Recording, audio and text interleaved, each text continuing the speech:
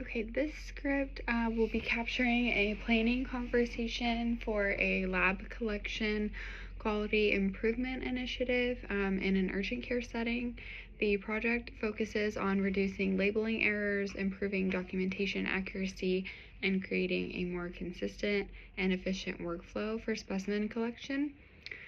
For this activity, the AI role played as the urgent care nurse manager who oversees clinical team responsible for collecting most of the lab samples. The dialogue highlights how project managers use clear communication, stakeholder engagement, and practical planning to move a project forward. It also explores key areas such as quality expectations, workflow impact, staff training needs, supplies, and the importance of maintaining open communication throughout the project. The goal of this exchange is to show how collaborative discussion supports both quality improvement and successful project implementation.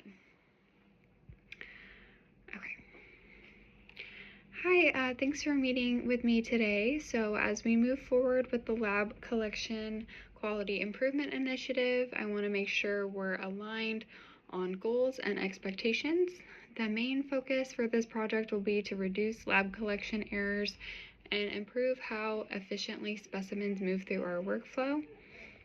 I'm here to answer any questions and also hear your perspective as we plan the rollout.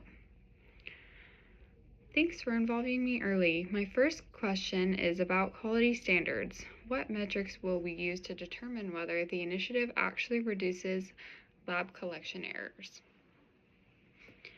That's a great question. So we'll track the progress using 3 key indicators: labeling accuracy, completion of required documentation fields, and then turnaround time from collection to lab receipt.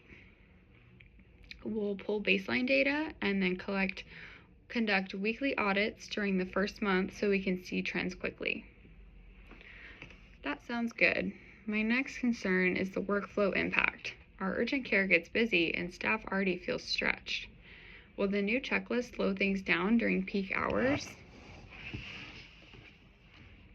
I totally understand your concern. The checklist is designed to be short and practical, mostly reinforcing steps that are already used to completing, but in a consistent order. During the pilot week, we can get staff feedback and make more adjustments if we need to, so that clinic flow is not compromised. That helps. Will there be training? For some of our newer MAs haven't been fully trained on the barcode system, and even experienced staff sometimes improvises when it gets hectic. Yes, training is a part of the plan, and we'll make sure all staff are well trained on the new procedures. We'll do a 20 to 30 minute huddle session to walk through the barcode process and then some hands-on practice. I'll also be putting together a quick reference sheet that will stay in the lab area for easy access.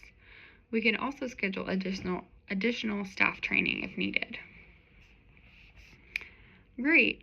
On the procurement side, do we need new equipment? Our current label printer isn't very reliable. Yes, you're right about that. I went ahead and reached out to IT about replacing the printer and making sure we have enough barcode compatible labels. I'll keep you updated as supplies come in. Perfect. I also want to make sure we have consistent communication around the rollout. How will updates and reminders be shared? Of course, yes, communication will be key during this project, especially the early stages. We'll keep communication simple and have daily huddle reminders during the rollout and then weekly email summaries. I also think it would be a good idea to include a shared feedback form where staff can report issues and suggestions in real time. Yes, good. My final concern is accountability. If certain staff continue making errors, how will we handle that without making people feel punished? Our approach will stay supportive. If errors continue, we'll review them privately and offer individualized coaching or additional training. The goal of the project is to reinforce confidence and consistency, and not necessarily discipline. I appreciate that. One last question. How will we know when the initiative is successful enough to move into maintenance mode? Great question. So we'll be looking for steady improvements over a 4 to 6 week time frame. I'll be looking especially at labeling accuracy above 98% and fewer repeat or missed collections. Once we see that consistency, we can shift to monthly audits and review progress together. Sounds good. I appreciate being included early. I think this initiative will help both staff and patients. Of course, I agree this will be an important initiative for our patients and overall clinic flow. I'll update you on the training schedules and when new supplies will be delivered so we can get started on this ASAP. Thanks. Okay, so that's the end of the script, and then I'll just go for a brief reflection. So starting with what communication strategies were effective, I found the most effective strategies to be breaking down the project discussion into clear topics. This helped me keep the conversation organized and easy to follow. By using simple and direct explanations, the nurse manager was able to understand the goals of the project without feeling too overwhelmed. I also used a collaborative tone, which encouraged engagement rather than resistance. This approach helped me create a supportive environment where concerns could be addressed honestly. What challenges did you notice in balancing quality, procurement, and communication priorities? So as the project manager in this scenario, working to balance these areas showed how interconnected they are.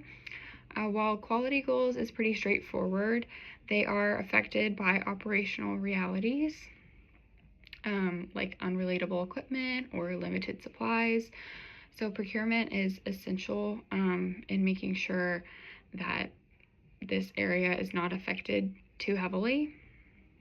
At the same time, none of the improvements would be successful without consistent communication across the team. The challenge was making sure each area received the right amount of focus without overshadowing the others. So the project was well-rounded. It required practical planning that was also flexible in case something needed to change quickly. And finally, what did you learn from simulating this exchange? This exchange helped me practice responding to concerns in a clear, calm, and structured way. It reinforced the value of listening to stakeholder needs and adjusting the approach based on their feedback. I also learned how important it is to frame quality initiatives as supportive rather than punitive, which helps overall staff engagement in the project. Overall, the exercise highlighted how strong communication and collaboration are central to moving a healthcare project forward successfully. Thanks.